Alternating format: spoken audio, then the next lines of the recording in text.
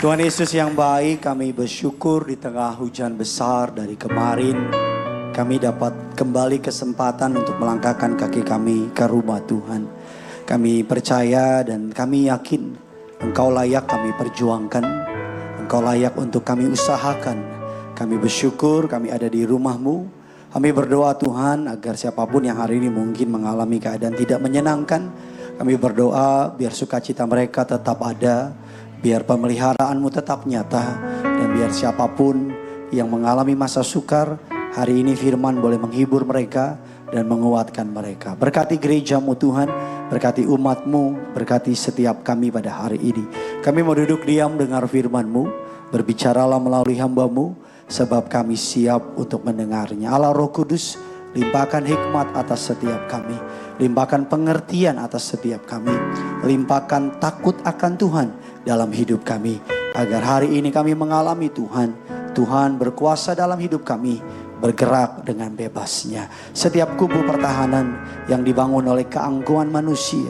Untuk menentang pengenalan akan nama Yesus. Kami patahkan, hancurkan kuasanya. Dalam nama Tuhan Yesus. Setiap kita yang siap diberkati kebenaran firman Tuhan. Kerinduanku Church pada pagi hari ini. Sama-sama dengan iman kita boleh katakan.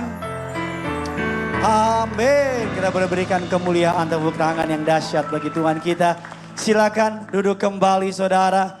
Terpujilah nama Tuhan. Saya mau memberi apresiasi kepada saudara. Saya sudah feeling karena hujannya besar sekali dan gak stop. Ada beberapa dari mereka yang WA, Pak Pendeta, rumah kami banjir, kami gak bisa ibadah secara onsite, izin secara online. Dan terima kasih untuk kehadiran saudara. Terimalah salam terbaik dari mimbar yang kudus ini. Shalom, Kerinduanku Church. Wow, mantap saudara, rasanya ada 5 juta orang yang hadir saudara ya. Bisa lebih semangat lagi. Shalom, Kerinduanku Church. Apa kabar semuanya saudara? Tuhan Yesus itu baik, amin. Kita berdoa agar hujannya bisa segera stop. Kita berdoa agar saudara yang mengalami banjir, saudara juga bisa dapat penghiburan dari Tuhan.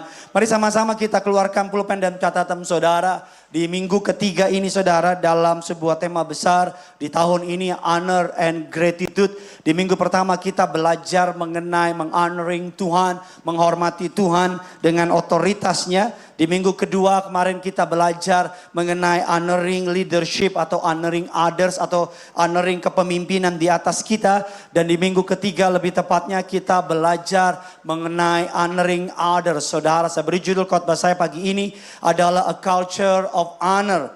Honor Christ and honors others. Menghormati Tuhan, menghormati Kristus dan menghormati sesama. Roma 12 ayatnya yang ke-10. Saya dorong saudara untuk catat khotbah ini dan bisa menjadi bahan perenungan. Roma 12 ayatnya yang ke-10.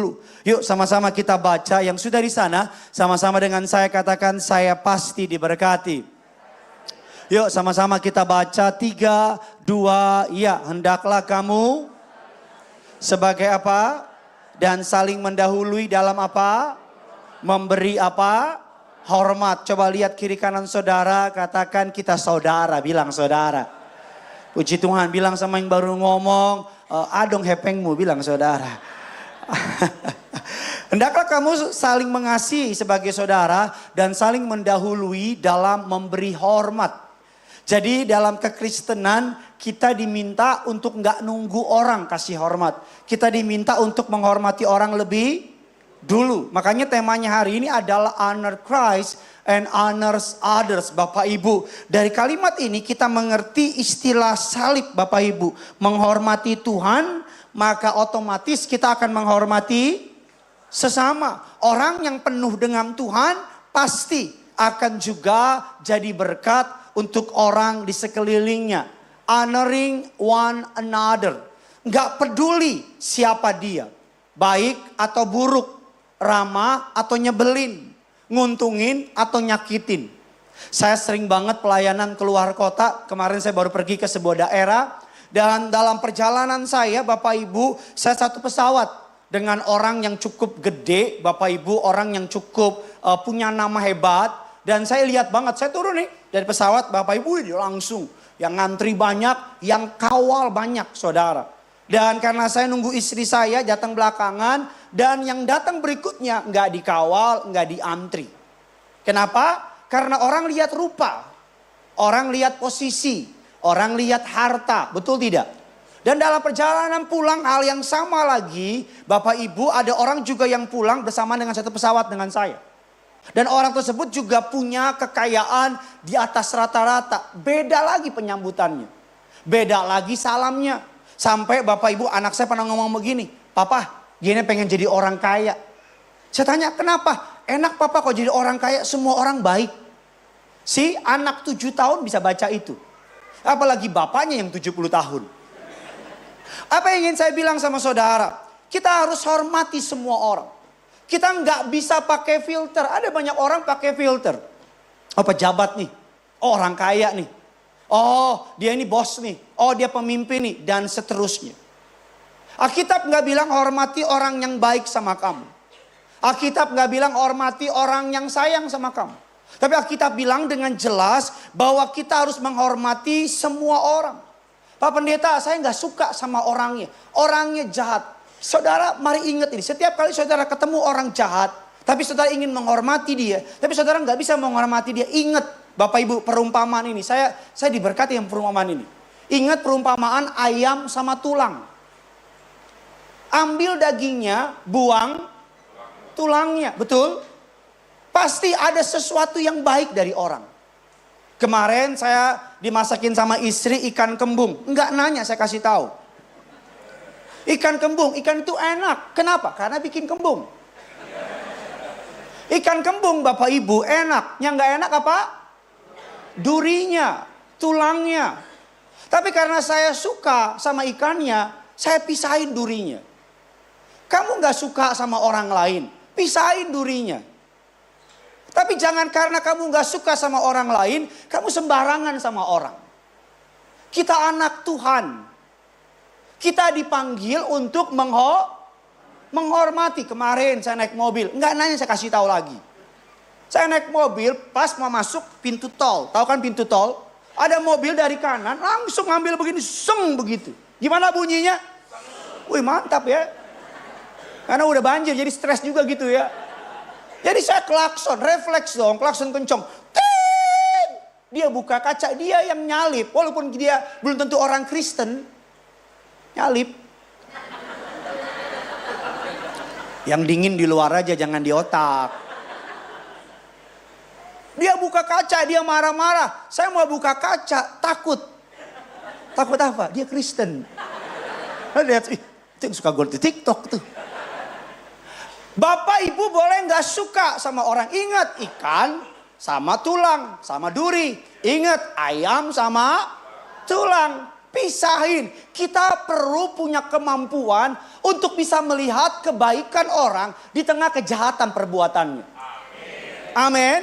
Saya ulang lagi, kita perlu punya kemampuan. Tuhan aja lihat kita nggak ada baik-baiknya, tetap dia tebus. Karena Tuhan melihat ada yang baik di setiap kita. Coba lihat istrimu, lihat suamimu. Pastikan istrimu, suamimu, jangan lihat orang lain. Mungkin dia nyebelin, tapi ada yang baik dalam hidupnya. Amin. Pisahin, sama-sama bilang sama saya, makan dagingnya. Kurang semangat, makan dagingnya. Buang tulangnya. Amin. Ini orang Batak jangan tersinggung. Bukan tulang itu. Bapak Ibu jemaat yang kita kasihi, bukan berarti kita setuju sama dia. Contoh nih, kita punya tetangga yang nyebelin. Bukan berarti kita mengakui perbuatannya benar. Tapi sederhana, karena kita orang terhormat, karena kita anak Tuhan. Kita dipanggil untuk menghormati. Amin. Bukan berarti karena dia salah, kita bisa injek dia. Banyak orang begini, dia salah sih makanya kita injek Pak. Salah sendiri sih. Jangan perlakukan orang sebagaimana orang perlakukan kamu. Tapi perlakukanlah orang sebagaimana Kristus memperlakukan kamu. Cakep tuh buat di quote. Saya ulang lagi nih. Perlakukan orang bukan sebagaimana orang perlakukan kamu. Tapi perlakukan orang sebagaimana Kristus memperlakukan kita. Kita jarang berdoa, dia tetap berkatin kita. Mantap. Jarang doa Pak. Enggak lah, ini amin semangat. Bapak ini saya kenal udah lama, dari SMP kita temenan. Itu rambutnya ke atas karena banjir. If we honor God, we honor others people. Kenapa? Karena mereka adalah diciptakan segambar serupa Tuhan. Bapak Ibu, saya dengar sebuah kesaksian. Ada orang yang berhenti nonton blue film. Saudara mau tahu nggak berhentinya kenapa? Bukan karena terapi, bukan karena apa. Dia berhenti gini, karena dia nonton orang yang meranin blue film itu adalah anak dari seorang ayah, anak dari seorang ibu. Dia ngebayangin kalau itu anak perempuan saya ditonton sama jutaan orang, gimana perasaan saya? Dia ngebayangin kalau itu anak saya, dia ngebayang itu kan ciptaan Tuhan. Tuhan kan yang ciptain dia kan diciptakan segambar serupa seperti Tuhan. Dalam kesaksiannya saya berhenti nonton blue film karena saya kepikiran kalau itu anak perempuan saya gimana ya? Kalau itu anak laki-laki saya gimana ya sih? Kalau kita melihat seseorang berdasarkan bahwa dia diciptakan oleh Tuhan. Makanya saya percaya kita nggak boleh ngeledekin fisik orang. Mau nggak ada yang amin sih? Kita nggak boleh apa? Ngeledek, body shaming, betul Pak. Kita nggak boleh jelek loh. Yang ciptain dia Tuhan. Saya percaya nggak ada orang jelek. Saya percaya orang unik. Kok aminnya kurang sih saudara? Bilang kiri kanan saudara, bukan jelek, unik. Cari yang hidungnya ke dalam. Hidungnya gede, udahlah. Nah hari ini Bapak Ibu ada 4 hal yang ingin saya bagikan sama saudara. Karena waktu saya nggak banyak, ya mari cepat saja. Apa saja yang perlu kita hormati dalam hidup ini. Karena kita hari ini lagi berbicara kepada others, people, kepada orang. Bapak Ibu jemaat yang dikasihi Tuhan, namanya berurusan sama manusia berdosa. Orang berdosa ketemu dengan orang berdosa, hasilnya masalah. Betul nggak? Betul nggak saudara? Orang berdosa. Yang pertama yang perlu kita hormati adalah honoring marriage. Menghormati pernikahan. Banyak orang ketika persiapan pernikahan yang dipikirin the wedding day-nya, bukan the marriage. Yang dipikirin pernikahannya, yang dipikirin resepsinya. Honoring marriage. Menikah kalau cuman pakai perasaan, tanya yang udah nikah lama nih, pasti bubar. Karena perasaan kadang naik, kadang turun. Banyak anak muda zaman sekarang, Bapak Ibu, lebih fokus kepada resepsi. Makanya gereja ini pernikahan konselingnya 6 bulan. Lama banget sih, gereja nih bikin susah nih. Bambang. Bapak Ibu yang udah nikah lama jawab saya, nikah susah apa gampang? Susah apa gampang? Ini gampang ini susah, gue bingung mana mau gue denger ini. Susah. Makan daging tiap hari, bosan gak? Ini bukan berarti istri kita, suami kita daging, bukan. Tapi secara manusia bisa stay sama satu orang yang sama. Seumur hidup, kalau bukan Tuhan yang tolong, gimana? Mana pasangan kita bukan tambah muda, bukan tambah kurus, bukan imannya yang maju, perutnya yang maju. 2 orang berdosa ketemu, tinggal di satu atap. Kamu berharap apa? Kamu gak sempurna, suamimu gak sempurna. 2 orang yang butuh ditolong Tuhan ketemu, tinggal satu atap. Bapak Ibu jemaat yang dikasihi Tuhan, baca Alkitab saudara. Makanya Raja Salomo, Bapak Ibu dalam Kidung Agung, hanya menulis mengenai, baca di Alkitabmu, bulan madu hanya 1-2 ayat. Sisanya Bapak Ibu berantem. Baca Kidung Agung. Kidung Agung, Raja Salomo Bapak Ibu, Kidung Agung 1 dan 2 bicara mengenai falling in love. Tapi Kidung Agung 3-5 bicara apa? Salah paham, kehilangan momen, luka hati. Dalam Kidung Agung 5 ayat yang ke-6. Aku membuka pintu bagi kekasihku, tapi kekasihku telah pergi. Aku mengetuk pintu, tapi dia tidak membukakan pintu. Mirip kejadian hari ini kan. Padahal ayat ini ditulis 3.000 tahun yang lalu. Tapi diketuk pintu, nggak dibuka. Kenapa? Ulang telat itu suaminya. Istrinya bilang, lo telat, gue nggak buka. Apa yang mau saya bilang sama saudara? Honoring marriage. Di tengah isu perselingkuhan yang tajamnya minta. Ide utama dari pernikahan adalah bertarung untuk pernikahan Anda. Bukan bertarung di dalam pernikahan Anda. Saya ulang lagi. Kejadian 2, Allah memberkati pria dan wanita. Ketika ada pernikahan di kejadian 2, muncullah iblis di kejadian 3. Iblis nggak muncul ketika belum ada pernikahan.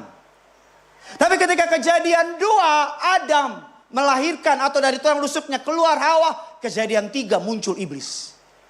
Kejadian 1 iblis nggak muncul. Kejadian 2 enggak. Tapi ketika Adam diambil dari tulang rusuknya keluar Hawa, kejadian 3 muncullah iblis. Apa maksudnya? Karena grand design dari Allah. Apa perintah di kejadian 2? Kuasai bumi. Have dominion. Di kejadian 1 ketika Adam sendirian, berkatnya Taman Eden. Kuasai Taman Eden. Ketika ada Hawa, berkatnya kuasai bumi. Ingat, tujuan dari pernikahan adalah Tuhan ingin memberkati saudara, katakan amin. Di kejadian 2 cuma Taman Eden yang diberikan kepada Adam. Tapi di kejadian 2, kejadian berikutnya Bapak Ibu, karena udah menikah, ada Hawa, ada penolong, ada yang bantu. Kuasai bumi. Ketika muncul kuasai bumi, iblis dengar. Iblis muncul di kejadian 3. Apa yang ingin saya bilang sama saudara? Ide utamanya, bertarung untuk pernikahan Anda. Bukan bertarung di dalam pernikahan Anda. Ingat, suami bukan musuh. Istri bukan musuh. Musuh utama dari pernikahan adalah iblis. Jadi jangan kamu, suamimu, istrimu bertarung lawan iblis. Bukan suami sama istri saling bertarung. Ini jomblo semua apa gimana sih? Saya ulang lagi. Bertarung untuk pernikahan Anda. Kamu, istrimu, tim lawan iblis. Tapi yang kejadian apa? Kamu, istrimu bertarung. Jambak-jambakan. Ribut-ributan. Ingat. Kamu against the world. Bukan kamu saling against each other. Bapak Ibu jemaat yang dikasihi Tuhan. Pernikahan adalah sebuah taman yang perlu dijaga dari rumput liar. Apa itu? Rasa tersinggung, pahit. Kita harus menjadi sekutu untuk melawan musuh bersama. Bukan saling menyerang sebagai musuh. Anak saya kemarin tanya, Papa, apa pasukan paling kecil di dunia? Saya nggak tahu, pasukan sekutu.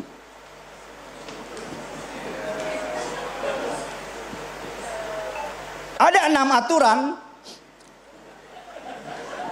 dalam merespon pendeta. Saya kasih saudara satu tahu saudara, syarat bertempur bagi pasangan. Agar saudara nggak ngancurin rumah tangga saudara. Catat, bagi yang belum menikah, catat. Bagi yang sudah menikah, catat.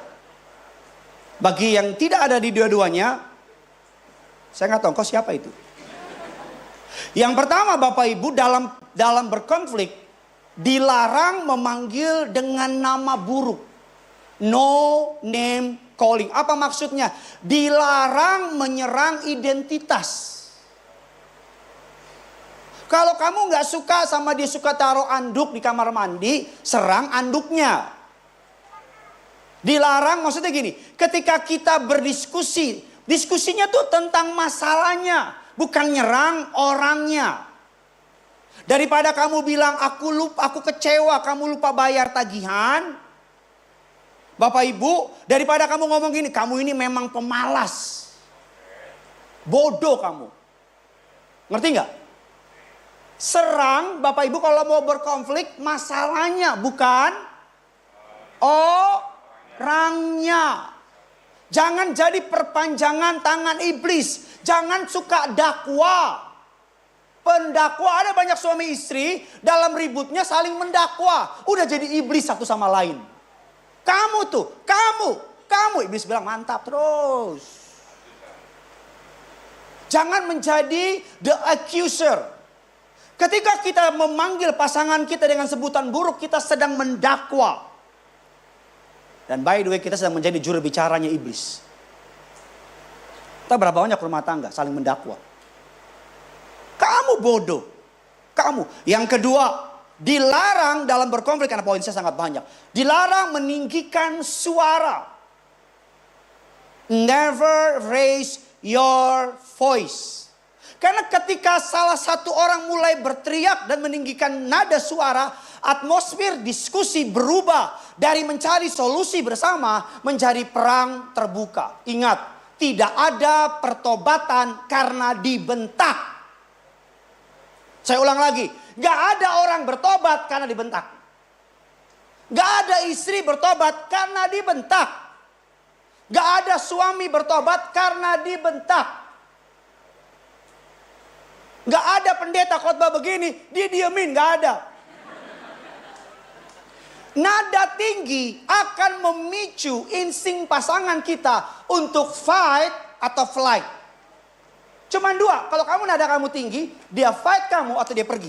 Karena kenapa? Karena kalau tiga pasangan udah mulai nada tinggi, Bapak Ibu, naikin nada suara tidak membuat kebenaran argumen saudara menjadi lebih benar. Ingat, nada suara gede nggak membuat argumenmu jadi lebih benar. Dan ingat omongan saya, tidak ada orang yang bertobat karena dibentak. Amin. Nggak ada. Saya nggak pernah dengar. Kenapa kamu bertobat? Dibentak, Pak. Yang ada ketika orang dibentak, cuman dua, fight atau flight. Dan ini juga berlaku untuk anak. Saudara buktikan omongan saya. Menurut kedokteran, tiap kali anak dibentak, dimaki, itu beberapa sel dalam tubuhnya mati. Karena dibentak. Udah dibentak, nada tinggi pakai binatang lagi. Kebayang gak? Kebayang gak hancurnya? Kebayang gak hancurnya istrimu? Udah dibentak, nada tinggi, pakai binatang lagi. Kebayang gak hancurnya rumah tangga? Kebayang gak hancurnya hati anak? Dibentak, nada tinggi, terus dikasih identitas baru. Bodoh kamu. Maaf ya, yang bodoh itu papanya. Yang bodoh itu mamanya. Tidak ada orang bertobat karena dibentak. Saya bilang sama para pengerja di gereja ini, marah boleh, pakai etika. Ini gereja. Nih, poin ini menghasilkan diam yang cukup menarik ya. Coba bilang kiri kanan saudara, marah boleh, bilang marah boleh. Jangan bentak-bentak bilang. Amin. Yang ketiga Bapak Ibu, dalam rumah tangga, yang ketiga, ini panduan berkonflik. Iya, catat. Yang ketiga dalam panduan berkonflik, dengar baik. Dilarang mengungkit masa lalu. Don't get historical. Ingat. Kalau lagi ributin soal ada banyak orang menjadikan kesalahan masa lalu sebagai senjata. Senjata yang ditunggu waktunya untuk dikeluarin. Contoh, suamimu lupa buang sampah. Udah ributin buang sampah aja. Jangan kau bilang, memang papa gitu. Ingat gak 30 tahun yang lalu? Papa juga lupa. Sampai dia aja bingung nih. Dilarang Bapak Ibu, jangan biarkan pertengkaran kita berubah menjadi penggalian arkeologi. Setuju gak sama saya? Jangan biarkan pertengkaran kita berubah jadi penggalian arkeologi. Jangan tiba-tiba ngungkit 10 tahun yang lalu, 20 tahun yang lalu. Jangan tiba-tiba ngungkit 30 tahun yang lalu. Ingat. Jangan pakai kesalahan masa lalu untuk memperkuat argumenmu. Memang malah kayak gitu dari dulu. Dari itu papa tahu nggak? Papa tuh dulu begini. Dulu papa waktu dulu begini. Kita memakai kesalahan suami kita, istri kita di masa lalu. Untuk memperkuat argumen kita. Bapak Ibu jemaat yang dikasihi Tuhan, menghindari menimbun menimbun batu. Tambu deh. Menimbun batu. Apa maksudnya Pak Pendeta? Banyak pasangan suami istri. Kesalahan suaminya ditimbun. Ada tas, taruh batu. Waktunya tiba dikeluarin tuh batu semua. Shoo, shoo, shoo. Gimana bunyinya? Kalau saudara mau ngungkit kesalahan pasanganmu, maka saudara akan mencegah budaya mengaku salah. Kenapa? Suami gak akan ngaku lagi. Istri gak akan ngaku lagi. Anak gak akan ngaku lagi. Kenapa? Karena mereka bilang, nanti dipakai. Mendingan gue gak usah ngomong dah. Daripada nanti jadiin bahan. Halo? Yang keempat, kita cepat saja. Dilarang menggunakan kata selalu. Atau tidak pernah. Kamu tuh memang selalu. Orang yang suka ngomong selalu itu hiperbola. Bilang kiri kanan saudara, lo gak usah hiperbola. Kecuali lo pemain bola. Amin. Never say never or always. Karena orang yang bilang kamu tuh selalu. Yang keempat, yang kelima dengar baik. Ini gold, yang kelima. Dilarang mengancam cerai. Ribut-ribut aja. Jangan ngancam cerai. Ada banyak pasangan kalau lagi ribut bapak ibu dikit-dikit cerai. Cerai aja. Cerai aja. Cerai aja. Orang yang kayak begitu gak akan membuat rumah tangganya menjadi aman. Kan banyak orang pakai kata cerai untuk menjadi sandera kan. Kalau lo gak ikutin yang gue mau, kita cerai.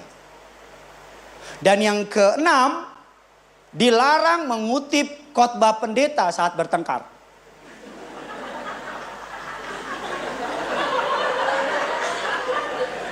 Jangan bawa gue ke masalah lo. Oke? Lepaskan gue dari masalah lo.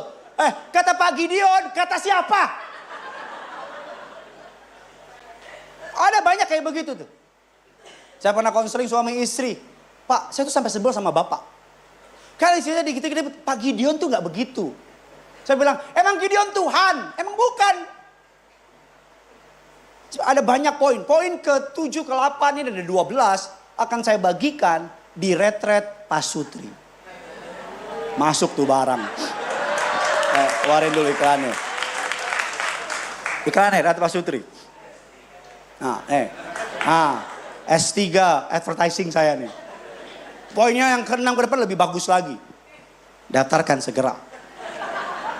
Tadi poin 1 sampai 6 bagus kan? Nanti 6 berikutnya lebih bagus. Ini gue udah mulai kayak penjual obat ya. Udah banyak yang daftar. Saya dorong saudara, investasikan waktumu untuk ikut. Gak sia-sia. Gak sia-sia. Harga perceraian lebih mahal dari harga retret Pasutri. Harga anak-anak hancur lebih mahal daripada harga retret Pasutri. Harga rumah tangga yang gak bahagia lebih mahal. Lo jangan so sibuk. Lo jangan kayak gak punya duit. Aduh pak, saya percaya Tuhan sanggup pulihkan rumah tanggamu. Amin. Ikut. Dah, ya, baru masuk khotbah sesungguhnya. Yang perlu kita hormati pertama adalah honoring marriage. Yang kedua adalah, ini kesukaan saya, honoring elders. Menghormati orang yang lebih tua dari kita. Anak-anak muda, menghormati orang yang lebih tua. Imamat 19 ayatnya yang ke-32. Imamat 19 ayat yang ke-32 kita baca sama-sama. 3, 2, ya.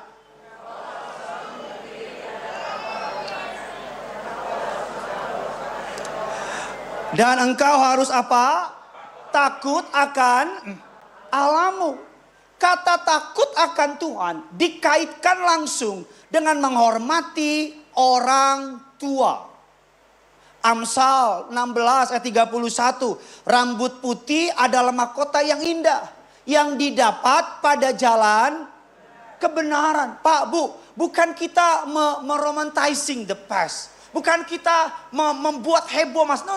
Tetapi kita perlu menyadari bahwa ada musim yang mereka jalani. Betul tidak? Usia mereka 70 tahun itu ada musim yang mereka jalanin. Ada ups and down yang mereka jalanin. Ada badai yang mereka jalanin. Ada banyak tantangan dan mereka survive. Dan mereka bisa going through semua tantangan itu. Mereka bisa ngelewatin masa-masa sukar. Umur 70 tahun jangan hanya dilihat fisik yang sudah tua. Badannya yang sudah tua. Giginya yang udah mulai kurang. Rambut yang sudah mulai putih. Jalan yang mulai pelan. Tetapi kita perlu melihat mereka adalah kumpulan hikmat. Ada dalam hidup mereka. Betul tidak? Kumpulan hikmat, kekayaan pengalaman, kekayaan yang namanya quote ada di mereka.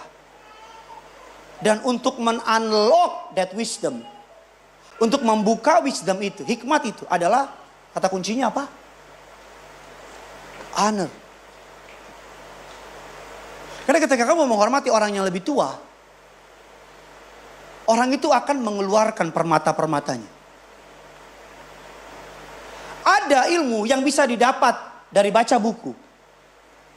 Tapi lebih banyak ilmu yang bisa kita dapat dari duduk diam, dengerin orang yang udah jalanin. Buku dari mana? Ditulis oleh Manu berdasarkan pengalaman. Kalau ada orangnya kenapa enggak? Jangan orangnya, kenapa kita suka beli buku toko-toko dunia? Karena kita pengen belajar dari ilmunya. Kenapa kita bayar mahal seminar-seminar? Karena kita tahu orang itu sudah berhasil di marketplace, di bidangnya. Anak-anak muda, kalau kamu nggak menghormati orang tua yang lebih tua dari kamu kehilangan kesempatan untuk belajar sesuatu yang mahal. Bayangin, pengalamannya 70 tahun misalnya. Diringkaskan dalam pembicaraan 30 menit. Bagi saya itu mah akselerasi dahsyat. Betul nggak? Itu akselerasi yang Ayub 12 ayat yang ke-12. Sambil saya undang pemain keyboard. Ayub 12 ayat yang ke-12 kita baca 3, 2, ya. Konon hikmat. Ayub 12, saya bacakan bagi saudara mungkin gak dimasukin. Konon hikmat ada pada orang tua dan pengertian pada orang yang lanjut umurnya. 1 Petrus 5 ayatnya yang ke-5. Kita baca sama-sama 3, 2 ya. Demikian juga kamu hai orang-orang muda. Saudara bisa buka, mohon maaf, jangan manja. Ayo buka di Alkitabmu. Buka di Alkitabmu, yuk jangan nunggu. Tolong di note ayatnya gak ada biar bisa diminta untuk yang... Demikian juga kamu hai orang-orang muda, tunduklah kepada kamu sekalian dan rendahkanlah dirimu seorang terhadap yang lain. Sebab Allah apa? Menentang orang-orang yang apa? Orang congkak, tapi mengasihani orang-orang yang apa? Rendah hati. Dari Ayub 12 ayat yang ke-12 kita mendapat informasi bahwa hikmat tidak datang begitu saja. Hikmat datang dari pengalaman hidup yang panjang. Saya ulang lagi. Orang tua telah melewati berbagai musim kehidupan. Kegagalan, kesuksesan, suka, duka. Dengan menghormati mereka, kita mendapatkan akses ke perpustakaan pengalaman tersebut. Kita bisa tidak melakukan kesalahan yang sama yang dulu mereka jalani. Dengan apa? Dengan dengerin mereka. Menghormati orang tua yang lebih tua dari kita juga mempercepat proses pendewasaan. Ketika kita menghargai apa yang mereka tawarkan, kita sedang berada dalam posisi untuk tumbuh, berkembang, dan menjadi matang. Dalam Alkitab ada 3 posisi orang. Posisi yang pertama, duduk, diri, jalan. Berbahagialah orang yang tidak duduk, tidak berdiri, tidak berjalan. Duduk, diri, jalan. Apa maksudnya? Posisi duduk, posisi kita jadi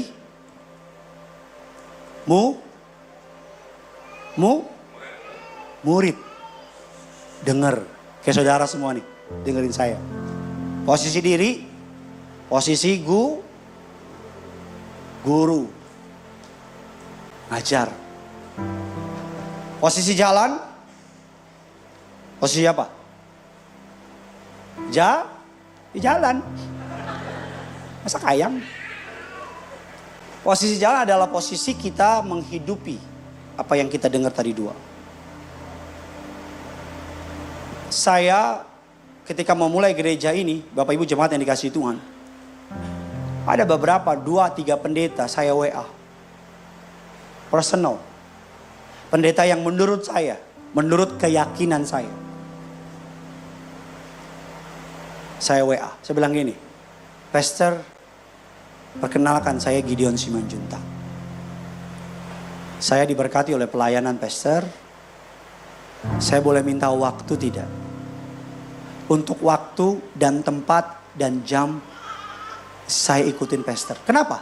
Saya yang butuh. Bukan dia yang butuh. Pertama gak dibales. Kedua gak dibales. Ketiga, saya minta tolong teman saya. Teman saya bilang sama dia baru bales. So tahu nggak? Lagi enak-enak sama istri, lagi makan-makan, tiba-tiba dia WA. Hari ini bisa nggak? Masalahnya rumah saya jauh, rumah dia jauh. Di sini. Terus saudara mau tahu nggak? Jam segini di sini. Apa jawab saya? Lo jangan saya nakai dong. Enggak, saya bilang oke. Saya datang. Janjian jam 2, jam 1 saya udah sampai. Kenapa? Saya yang butuh. Saya ngapain? Saya makan dulu. Kenapa? Karena ketika dia ngomong, saya gak mau makan. Gak sopan. Orang lagi ngajar, kita makan. Oh gitu? Saus. Gak etik, betul gak? Selesai makan, saya bilang sama waitersnya, saya yang bayar ya.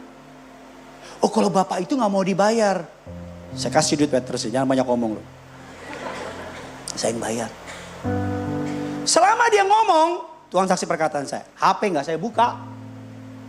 Saya keluarin catatan, saya dengerin. Oh gitu. Saya catat. Oh gitu. Selesai ketemu orangnya, saya diri. Saya sedikit menundukkan kepala saya. Thank you Pastor. Saya antar sampai ke depan pintu surga. Itu depannya. Saya bilang, Pastor mobil di mana? Saya pakai super, it's okay, no need. Saya antar. Selesai ketemu, saya WA. Pastor, thank you so much for your time. Thank you for investing in me. Thank you for your wisdom. Saya ucap berkat. Makasih. Pulang, sama istri ngobrol, catat. Pengalaman dia jadi gembala sidang berpuluh-puluh tahun. Dicurahin ke saya. Saya untung gak? Untung banget. Ada banyak lembah kekelaman yang saya gak harus lewatin. Dia udah lewatin duluan. Kalau saya gak ngormatin dia mau ngomong gak? Gak akan. Nih anak muda nih. Kalau orang tua mau ngomong, kau jangan paling ngerasa paling gitu. Dengerin. Anak saya lagi suka bola. Genesaret ikut kelas sepak bola. Dia maunya langsung saudara apa? Jadi Cristiano Ronaldo. Saya ajar gini, ini bola. Namanya latihan keeping. Tendang bola tak gitu. Tak, ke tembok, tak. Papa, Coba papa lempar, gini mau salto. Gue bilang si Bambang, saya bilang. Saya udah pernah di posisi dia. Pengalaman saya itu bisa nolong dia. Saya pesan anak-anak muda di sini. Kalau ketemu orang yang lebih tua, ini mau tutup, ini mau buka. Humble, dengerin. Ingat, ambil dagingnya, buang tulangnya. Ada juga kadang yang tua masukannya ngaco memang. Pak Pendeta, masih muda ya. Udah Pak Pendeta. Begini. Wih, setan nih orang nama dia. Nggak bener nih orang nih. Honoring elders. Mempersiapkan kita menjadi mentor di masa depan. Hidup ini kan sebuah siklus. Hidup ini sebuah siklus, betul nggak? Hari ini saya nih muda nih. Nanti 20 tahun lagi saya duduk situ.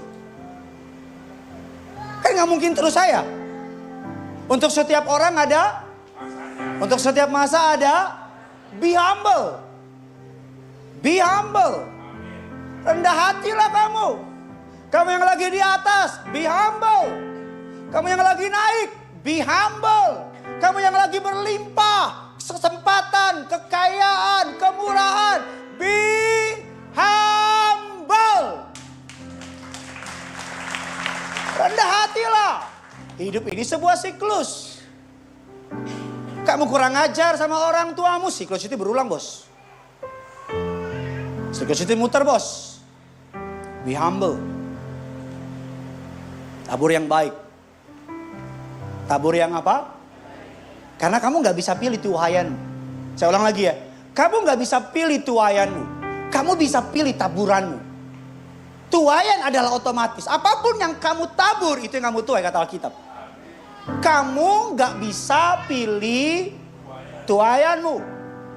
Kamu kalau kerjaannya jahat, nyakitin orang, gak bener hidupmu, terus kamu mau menuai kebenaran, Tuhan bilang, come on, dari mana hitungannya? Kamu gak bisa pilih tuayanmu. Kamu bisa pilih taburanmu. Coba colek kiri kanan, bilang tabur yang baik. Tabur yang apa? Yang baik. Sama-sama bilang sama saya, hidup sebuah siklus. Hari ini kita yang, bukan berarti saya bilang hidup iman berkat anak Tuhan kayak apa tuh? Kayak roda, bukan. Saya percaya kita terus naik. Tapi saya juga percaya hidup ini sebuah siklus. Kita jadi anak, berapa tahun kemudian kita jadi orang tua. Kita punya anak. Ketika kita lihat anak, kita ingat apa? Waktu kita dulu. Betul gak? Ketika dia kurang ajar, kita mau marah. Roh Kudus bilang gini, lu lebih parah. Ya, iya lagi kan kata Bapak. Ini Bapak komen terus, mantep nih dia nih. Betul gak? Hidup sebuah siklus. Kalau ingat itu. Ingat hidup adalah sebuah siklus, maka kata kuncinya adalah be humble. Ngerti gak saudara? Saya mau tanya, 1 tambah 1 berapa? Hah? Apa ibu kota Jakarta apa? Yang make sense gitu loh. Pentingnya tata krama sama orang yang lebih tua. Setuju nggak? Pentingnya tata krama sama orang yang lebih tua. Coba bilang kiri kanan saudara, sopan. Amin. Sama yang lebih tua kita punya tata krama. Jangan panggil nama yang lebih tua. Jangan ditiru-tiru tuh bule. Panggil papanya, panggil James. Kalau ada anak saya, temennya panggil saya Gideon, gue gantung. Datang nih masuk nih. Gideon apa kabar? Hah, lu bilang apa? Nggak ada cerita. Nggak ada. Saya bangga jadi orang Indonesia. Adat timur tuh keren. Betul nggak? Salaman tangan kanan. Ketemu yang lebih tua nunjukin hormat. Betul nggak? Ketemu yang lebih tua, kalau orang tua salamin kita duduk, kita ngapain? Diri. Baru duduk lagi. Kalau ada orang tua lewat, kita apa? mundur. Dia udah lewat. Kalau lagi di bus ada orang tua pakai tongkat nggak dapet bangku, kita ngapain? Kita gendong kalau perlu. Itu budaya yang menurut saya bagus loh. Itu keren banget loh. Ketemu sama yang lebih tua, ngomongnya sopan. Iya Pak. Iya Bu. Terima kasih Pak. Jangan gaya-gaya kebarat-baratan gak jelas gitu loh. Halo? Jangan sosok gak jelas gitu ya. Yang sosok banget, mukamu aja segi 4. Oh, usah sosok. Setuju gak sama saya? Kita suka dengarkan 3 kalimat ajaib. Maaf, tolong, terima kasih. Itu mahal. Dari cara kamu menyebut orang yang lebih tua, itu berbicara banyak tentang karakter kamu. Walaupun kita jujur, banyak orang sekarang etikanya hebat, tapi palsu. Tapi setidak-tidaknya punya etika. Yang ketiga, yang terakhir. Ini biar kompak, terakhir selesai. Matius 18 ayat 3 dan 5. So diberkati, amin. Yuk kita baca. 3, 2, iya.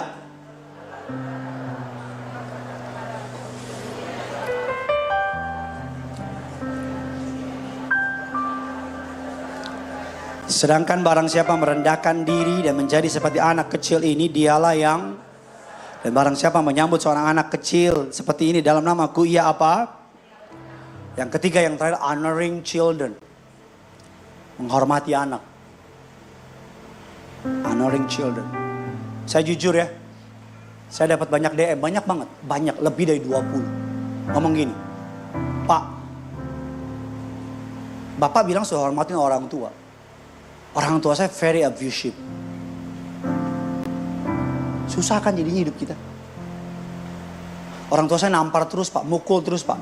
Kalau maki-maki Pak, ragunan yang keluar. Gini loh, jangan mentang-mentang Alkitab bilang hormati orang tua, kamu bisa pakai ayat itu untuk mempergunakan dengan seenak hatimu. Betul tidak? Alkitab bilang demikian. Barang siapa menyambut seorang anak seperti ini dalam namaku. Yang menyambut siapa? Menyambut Yesus. Orang tua bukan pemilik anak. Pemilik anak adalah siapa? Tuhan. Orang tua adalah stewardship. Orang tua adalah yang mengelola. Orang tua gak berhak menyakiti. Orang tua gak berhak mengabaikan. Orang tua, mohon maaf Bapak Ibu, bahkan dengan segala hormat, memang anak harus berbakti sama orang tuanya. Yang setuju bilang amin. Tapi ingat, jangan dipakai. Mama udah besarin kamu loh. Ingat, jangan dibalikin. Ingat, anak itu bukan investasi buat nanti masa depan. Saya besarin anak saya, nanti kalau dia kaya diurus saya. Konsepnya nggak begitu. Kalau kamu besarin anak kamu dalam takut akan Tuhan, dengan sendirinya dia pasti lewat kamu. Betul apa tidak? Sekarang banyak orang tua, maaf ya, generasi sekarang disebut generasi strawberry. Atau generasi, apa tuh namanya? Burger. Sandwich ya. Tuh bantu dong, lu diam aja dari awal. Gian gue salah sandwich. Nih, ditekan dari istri, minta bulanan, ya. Mama papa neken, minta bulanan. Kalau uangnya banyak mah enak. Kalau gajinya di bawah UMR gimana? Sehingga apa? Hidupnya stres. Mamanya telepon, bukan lagi sayang. Nak, kok belum dikirim? Dia mau kirim, makanya banyak rumah tangga. Suami ngasih orang tua, sembunyi-sembunyi. Ma, jangan bilang-bilang ya. Makanya banyak anak punya duit, pura-pura miskin. Depan orang tua. Kenapa? Takut diminta. Jangan kelihatan. Jadinya apa? Gak beres. Anak berkewajiban ngurus orang tua. That's true. Itu firman. Tetapi ingat, orang tua juga tidak boleh memakai dasar ini. Ini nanti akan dibahas lebih detail di retret Pak Sutri. Munculkan iklannya lagi. Itu dia. Gak beneran. Akan dibahas detail. Enak. Mau nanya juga enak. Oh sekarang gak susah. Waktu saya gak banyak. Bukan berarti saya gak panjang umur.